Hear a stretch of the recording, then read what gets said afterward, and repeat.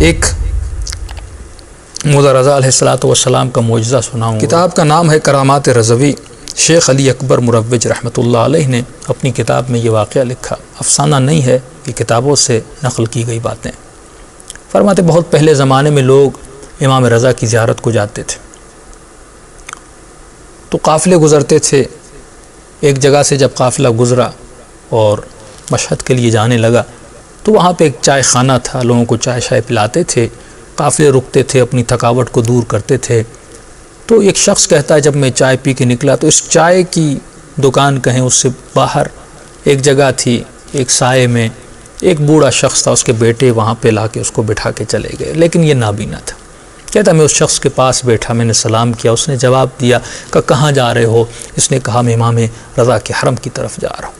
اس شخص نے کہا کہ 4-5 سال ہو گئے میری آنکھیں نہیں ہیں، میں مشہد جا نہیں سکا، میرے بچے بڑی میری خدمت کرتے ہیں، یہاں پر لاتے ہیں اور مجھے بٹھاتے ہیں، لیکن بڑی دل کی تمنا ہے، اب ان کو کیسے کہوں میں نابینا ہوں، میں بچوں کو زیادہ تکلیف دینا نہیں چاہتا، میں تم سے ایک سوال کرنا چاہتا ہوں، اگر تم میری بات کو مان لو۔ اس نے کہا جو کہو، کہ جب مشہد جاؤ تو امام رضا کے حرم کی یا قبر کی تھوڑی سی مٹی میرے لیے لانا تاکہ اپنی آنکھوں کو لگاؤں، شاید ان آنکھوں کو شفا مل جائے۔ یہ شخص کہتا ہے آپ دعا کریں میں خیریت سے جاؤں اور واپس آؤں، میں آپ کے لیے ضرور مٹی لاؤں گا۔ یہ شخص کہتا ہے میں اٹھ کے چلا گیا، مولا کی زیارت کرنے کے بعد پھر اسی راستے سے واپس پلٹا، کیونکہ جتنے قافلے جاتے تھے اسی گاؤں سے جاتے تھے، اسی گاؤں سے واپس آتے تھے، اور بوڑھے نے کہا تھا جب واپس آؤ گے میں روزانہ اسی جگہ پہ بیٹھتا ہوں، بس وہ مٹی مجھے لا کر دینا۔ کہتا ہے جیسے میں اس گاؤں میں پہنچا میں نے کیا دیکھا، اسی چائے خانے کے دکان کے باہر یہ بوڑھا بیٹھا ہوا ہے۔ اب جیسے میری نگاہیں اس بوڑھے پر پڑی میں پریشان ہوا، کیونکہ میں کمپلیٹلی بھول گیا تھا کہ اس نے کہا تھا میرے لیے وہ تھوڑی سی مٹی لانا۔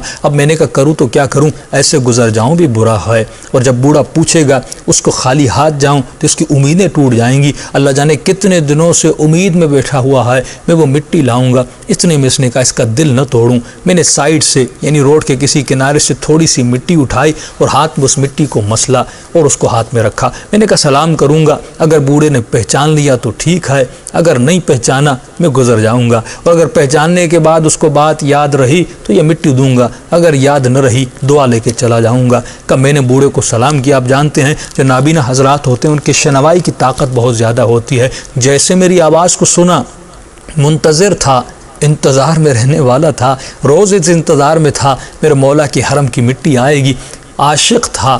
جیسے اس نے آواز کو سنا پہچان لیا کہ ظاہر جلدی ادھر آؤ، میری مٹی مجھے دو کہ امام رضا کے حرم سے میں نے تمہیں کہا تھا۔ اب کہتا ہے میں نے جیب سے وہ مٹی نکالی جو حرم کی نہیں تھی، میں نے اس کے دل کو رکھنے کے لیے روڈ کے کنارے سے وہ مٹی اٹھائی تھی، میں نے وہ مٹی اس کے ہاتھ میں دی۔ کہتا ہے بوڑھے نے جیسے مٹی لی، شوق عشق سے اور محبت سے اس کا وجود کانپنے لگا، اور کانپتے کانپتے آنکھوں سے آنسو بہنے لگے۔ اس نے اس مٹی کو اپنی آنکھوں پہ لگانا شروع کر دیا، یہاں تک کہ مٹی گیلی ہو گئی اس کے آنسوؤں سے۔ جیسے اس نے آنکھوں میں رگڑنا شروع کیا اور آنکھوں کو مٹی سے صاف کرنا شروع کر دیا، کہتا ہے میں نے کیا دیکھا، اس کی آنکھوں میں بینائی آ گئی، یہ دیکھنے لگ گیا۔ اب یہاں میں بھی خود کو روک نہ سکا، ضبط پا نہ سکا، میں بھی رونے لگا۔ میں نے کہا بوڑھے معذرت چاہتا ہوں، مجھے معاف کرنا، یہ مٹی مولا کے حرم کی نہیں ہے، واللہ مولا کے حرم کی نہیں ہے، میں نے سائڈ سے اتاری ہے۔ اس نے رو رو کر کہا اگر حرم امام رضا کی مٹی نہیں ہے تو کیا ہوا، اس مٹی پر امام رضا کا نام بھی تو ہے، یعنی نام امام رضا نے، نسبت معصوم نے اس کو شفا دے دی۔